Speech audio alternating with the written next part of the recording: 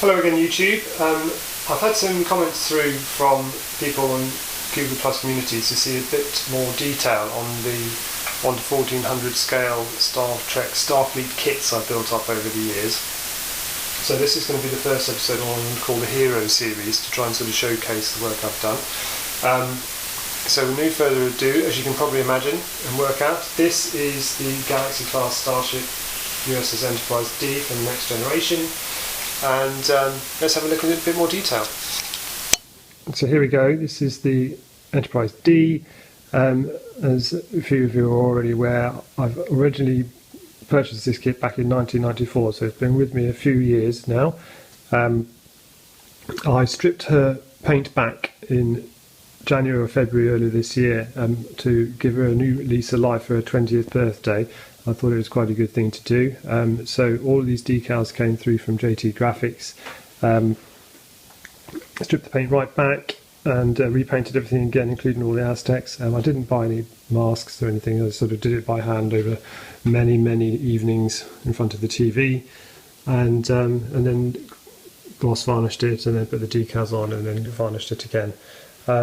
It's a whopper of a kit.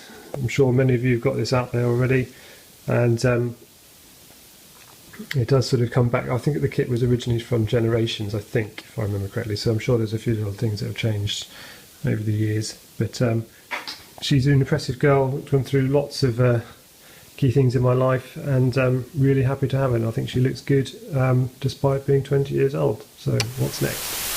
So the next kit we have here in front of us is the USS Ambassador. This originally started off life as a Enterprise C kit, the Ambassador class from yesterday's Enterprise, but I've always had a bit of a thing for having different named ships than we normally see in day-to-day Star Trek episodes. So I purchased the all-over decal set for the USS Ambassador. Now the reason I say all-over is that the panel lines and the windows are part of the kit, and so part of the decals. Gotta be honest, I don't think I'll ever do that again. It didn't work really well. The kit itself is quite detailed painting. It's a lot more different colour scheme than you normally have on a typical Star Trek ship. Yeah, I thought, why not? Let's go crazy and see what happens. So let's have a bit of a closer look. So this is the Ambassador. This is the first of the Ambassador class starships in my head. It's a good kit. It went together really well. The trick is with most of these kits is this, it's all about the paintwork and the decals. So the top here is pretty straightforward in terms of sort of decaling. The only sort of decals there were the name and registry number and the lifeboat hatches. They're part of sort of a lot of decals in terms of all of these lifeboat hatches, for instance, here in a row are all effectively one big decal, as opposed to sort of split out individual squares, which can make life a bit more exciting, but I don't really think it's worked very well. So as you can sort of see through here, it's a different colour paint scheme to what you normally see, but what is different is you get the panel lines here on the ship. Now, as you can tell, I picked it up and smudged it, but you know, no one apart from myself and now you would ever notice that. But to sort of rotate around, it does work quite well. I think it's an interesting kit, and to sort of give you a bit of a sense of scale, we have the Ambassador class here, and then obviously this was the immediate precursor to the Galaxy class Starship, which came later.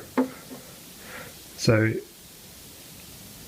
you can sort of see it's quite a big jump in size from the Ambassador over to the Galaxy. But it's a good kit nonetheless. I highly recommend getting hold of one if you haven't already built it. Next up we have something a little bit different. This is the Galaxy class USS Venture. Venture appeared in a Deep Space Nine episode, and what made it different back in the day is the fact that it's got these phaser nacelle pylons. Now these were originally shown on the All Good Things Enterprise from the last episode of Next Generation, I believe. And it carried over to sort of be a bit of an upgraded Galaxy class starship. This is something I purchased back in the early 2000s and painted it up. It's basically exactly the same kit as Enterprise, it's just the different decals and different registry name. Don't know why, I really thought it was blue, as you can tell, so it's a lot different colour to the Enterprise. But generally speaking, it's quite a good little kit. I remember spending hours getting this old girl done. But let's have a look at it a bit close up. So here's the Venture in a bit more detail. Again, as you can work out, it's a very similar kit. In fact, it's exactly the same as the Enterprise. It's just the only makes it different is the name and registry number, and then the nacelle phaser banks. These are resin part adaptions that you can buy through for adoration models, I believe it is. And being a newer, slightly newer Starship and being updated compared to the Enterprise, it's got the new, or the current look chevrons as opposed to the old shield type designs. But no, it's a lovely little kit, and it's really interesting compared to the Enterprise, especially with my really bad painting. And last and by no means least, we've got the Sovereign class USS Enterprise, which was in the Next Generation films, First Contact and onwards, so this is the most up-to-date Enterprise, not including the J.J. Abrams films, which are older but newer, but you know what I mean.